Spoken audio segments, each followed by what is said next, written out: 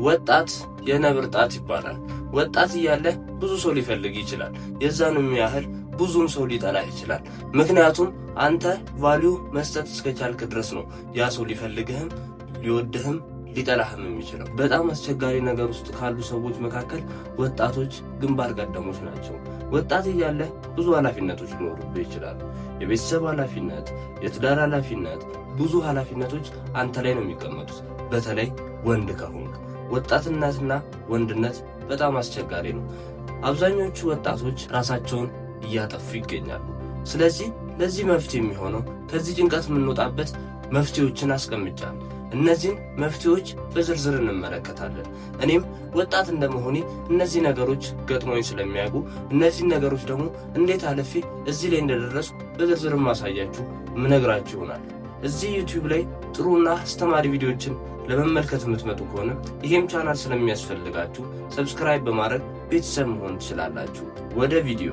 የመጀመሪያው ነገር አብዛኞቻችን ወጣቶች ስንባል ሁሉም ነገር በራሳችን ማድረግን ነው ትኩረት የምናደርገው። ነገር ግን እኛ ስላሰብን እኛ ስላቀድን የሚሳካ ነገር ምንም ነገር የለም። ስለዚህ ማስተዋልና ማሰብ ያለብን ፈጣሪን ማስቀደም ነው። ጸሎት ማድረግ፣ ነገሮች ሁሉ ፈጣሪን ማስቀደም ይኖርብናል። ፈጣሪን ያላስቀደምንበት ነገር ሁሉ ብኩን ነው የሚሆነው። ገንዘብን ብናገኛ ገንዘብ በረከት አይኖረውም። የሆነ ነገር ብንሰራ ያ ስራ ጥሩ ነገር አይሆንም። አብዛኛው ነገራችን ከእጅ ወደ አፍ ነው የሚሆነው። የሆነ ነገር ይመጣል ከዛ ይጠፋል፣ የሆነ ነገር ይመጣል ከዛ ይጠፋል። ስለዚህ ይህንን ነገር እንዴት ነው የምንቀርፈው ስንል መጀመሪያ በጸሎት መበርታት ነው። ጸሎት ማድረግ አብዛኞቻችን ቸል እንለዋለን። ወጣት እያለን ጊዜ የለንም ምናምን ብለን ቸል የምንለው ነገር ነው። ነገር ግን ጸሎት ማድረግ ትልቅ ፓወር አለው። ህይወታችንን ከጨለማ ወደ ብርሃን ሊያመጣልን የሚችለው ጸሎት ነው። በጸሎት ብዙ ችግሮቻችን መፍትሄ ያገኛሉ። ስለዚህ ጸሎት ማድረግን ቸል ማለት የለብንም። ሌላው ደግሞ ከዚሁ ጋር ተያያዥነት ያለው ማመስገን ነው። በተሰጠን ነገር ማመስገን፣ ያለንን ነገር ማመስገን። ምክንያቱም ይህንን ነገር ያላገኘ ብዙ ሰው አለ። ምናልባት እኮ አሁን አንተ ይህንን ነገር የምታየው ስልክ ስላለህ ነው አይደለ? ስለ ስልክ ማመስገን፣ ስለምተነፍሰው ትንፋሽ ማመስገን፣ ስለምታየው ማመስገን፣ ይህንን ነገር እየሰማህን አይደል? ስለምትሰማበት ጆሮ ማመስገን። ይህንን ቪዲዮ ማየት ፈልገው ያላዩ ብዙ ሰዎች አሉ። ይህንን መስማት ፈልገው ያልሰሙ ብዙ ሰዎች አሉ። ስለዚህ ራስን ከነሱ ጋር አወዳድረህ አመስገን ሳይሆን ማመስገን ስላለብህ ብቻ አመስገን። በምድር ላይ እስካለ ድረስ ማመስገን ይገባሃል። ሌላው ደግሞ አብዛኞቻችን የተወሰኑ ገንዘቦች ልንሰራ እንችላለን። ያን ገንዘብ በረከት ያጣል አይደል? ያ ገንዘብ በረከት የሚያጣው አስራት በኩራት ስለማንሰጥ ነው፣ ወይም የእግዚአብሔርን ለእግዚአብሔር ስለማንሰጥ ነው። ብዙ ጊዜ ቫት ለመንግስት እንከፍላለን። 15% ቫት በየቦታው ነው የምንከፍለው አይደለ? ሻይም ጠጣን ምንም ገዛን 15% ቫት እንከፍላለን። ለምንድን ነው የፈጣሪያችንን ለፈጣሪ የማንሰጠው? መስጠት ያለብንን ለምንድን ነው የማንሰጠው? ከ10 1 ነው አይደል? በጣም ብዙ እኮ ትልቅ ነገር አይደለም። 10 ብር ያገኘ ሰው 1 ብር ይስጥ ነው። 100 ብር ያገኘ ሰው 10 ብር ይስጥ ነው። ይህንን በምንሰጥበት ወቅት ገንዘባችን በረከት ይኖረዋል። ስለዚህ እነዚህ ነገሮች ማድረግ፣ የመጀመሪያው ጸሎት ማድረግ፣ ሁለተኛው ማመስገን፣ ሶስተኛው ደግሞ ላገኘነው ነገር አስራት በኩራታችንን መስጠት። ከ100 10 ማለት ነው። በጣም ቀላል ነገር ነው። እነዚህ ነገሮች ስናደርግ ምን ያህል ደስተኛ እንደምንሆን ምን ያህል በረከት ውስጥ እንደምንገባ እንግዲህ እናንተ ሞክራችሁት ነግሩኛላችሁ። ነው ደግሞ የአብዛኛው ወጣት ትኩረቱ ተበትኗል። አሁን ጊዜ በሶሻል ሚዲያ ረቋል። አብዛኛው ሰው ቲክቶክ ይመለከታል። በዛው ልክ ደግሞ ቲክቶክ እየተመለከቱ ኦር ቲክቶክ እየሰሩ ገቢ የሚያገኙ አሉ። አሁን ላይ አንተ በቲክቶክ ምንም አይነት ኢንካም እያገኘ ኦር በሶሻል ሚዲያ ምንም አይነት ኢንካም እያገኘ ከሆነ ትኩረትን እየሰረቀብህ ነው ማለት ነው። ስለዚህ ይህንን ነገር ትኩረት መስጠት ይኖርብሃል። ኮንቴንት ክሬተር ኮንክ ምናልባት ቪዲዮ ኮንሱም ማድረግ መመልከት ግድ ሊሆንብህ ይችላል። ተወሰነ ቪዲዮ ልትመለከት ትችላለህ።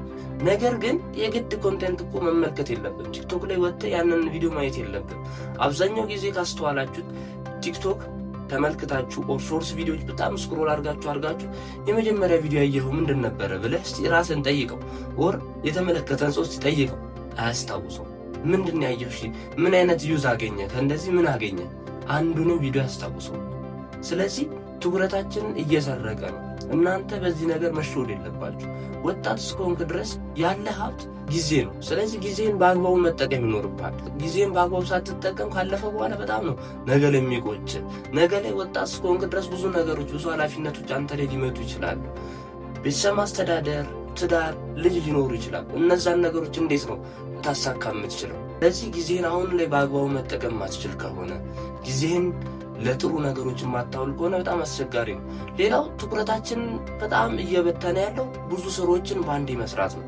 አዎ ወጣት ነህ፣ ጉልበት አለ፣ ጊዜ አለ። በዛ ነገር ብዙ ሮጥ ማለት ትችላለህ።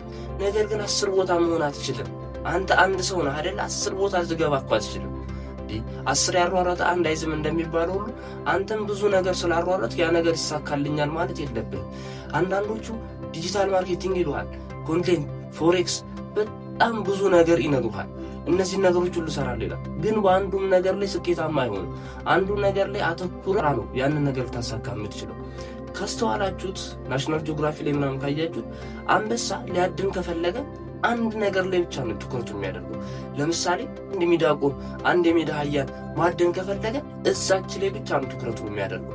10ሩም ላይ ትኩረት አያደርግም። አንዷ ላይ ትኩረት ያደርጋል። እሷን እስከ መጨረሻው ድረስ ሄዶ ይዞ አድኖ ይመገባል ማለት ነው። ነገር ግን ሌሎች እንስሶች ለምሳሌ ነብር ምናምን አንድ ነገር ላይ አተኩሩ።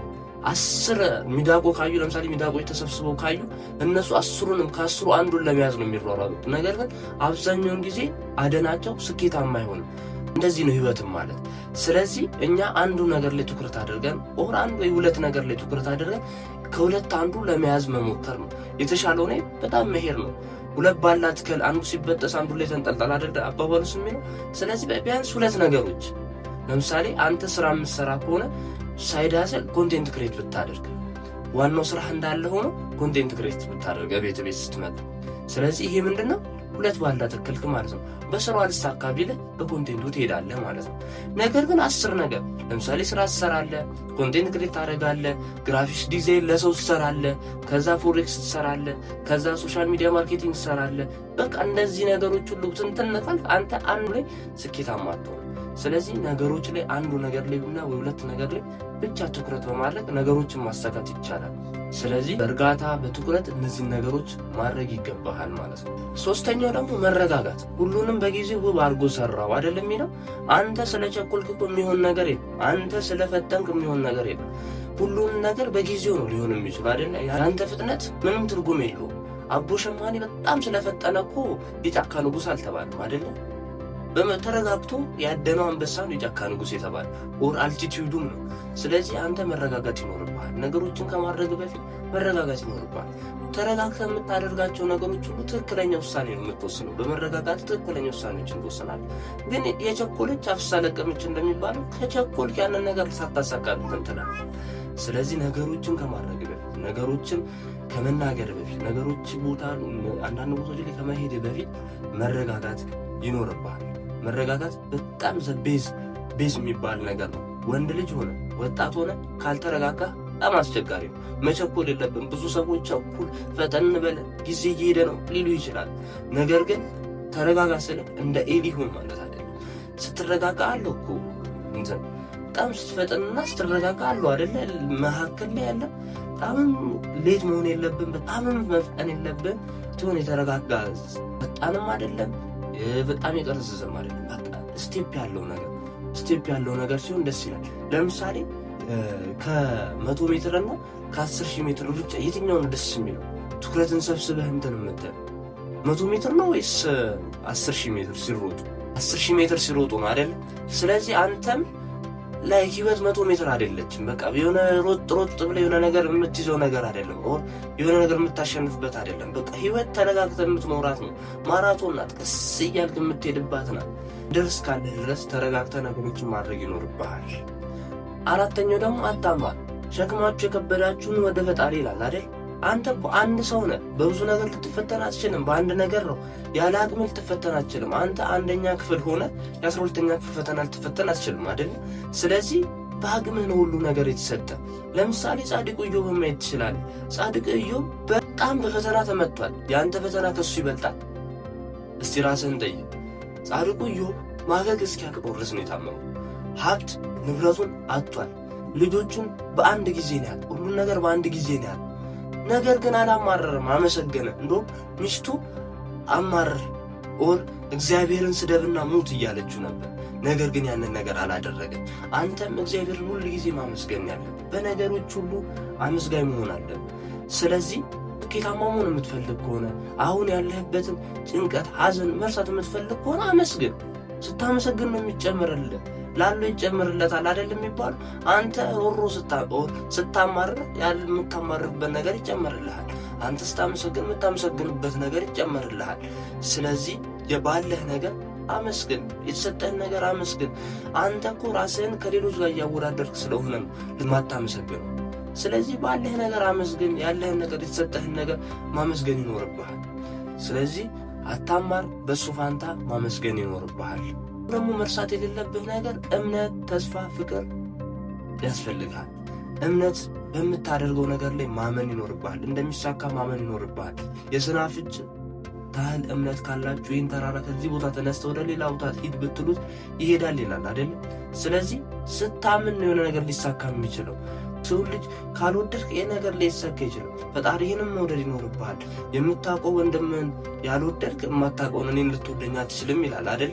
ምክንያቱም አጠገብ ያለውን ሰው ስትወድ፣ አጠገብ ያለውን ጓደኛን፣ ወንድምህን፣ ቤተሰብን ስትወድ ነው ፈጣሪንም ልትወድ የምትችለው። ስለዚህ አጠገብ ያለውን አካባቢ ያለውን ሰው ውደድ። ሌላ ደግሞ ተስፋ ይኖርን።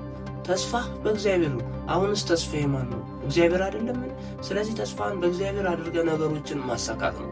ነገሮችን ስትጀምር በጸሎትን መጀመሪያ እንዳልኳችሁ በጸሎትን መጀመር እንዳለብን ሁሉ ተስፋችንን በእግዚአብሔር ሊሆን ይገባል። እግዚአብሔር ካላለው ይሄ ነገር ላይሆን ይችላል።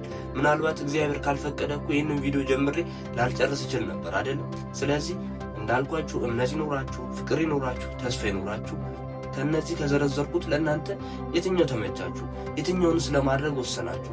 ራሳችሁን እንዳያችሁበት ተስፋ እንዳገኛችሁበት ተስፋ በማድረግ ቪዲዮውን እዚህ ጋር አበቃለሁ። በሚቀጥለው ጊዜ እስከምንገናኝ ድረስ ቸር ቆዩ። ነገር ግን ሰብስክራይብ ማድረግ፣ ላይክ ማድረግ፣ ሼር ማድረግ እንዳይረሳ። ወዳችኋለሁ።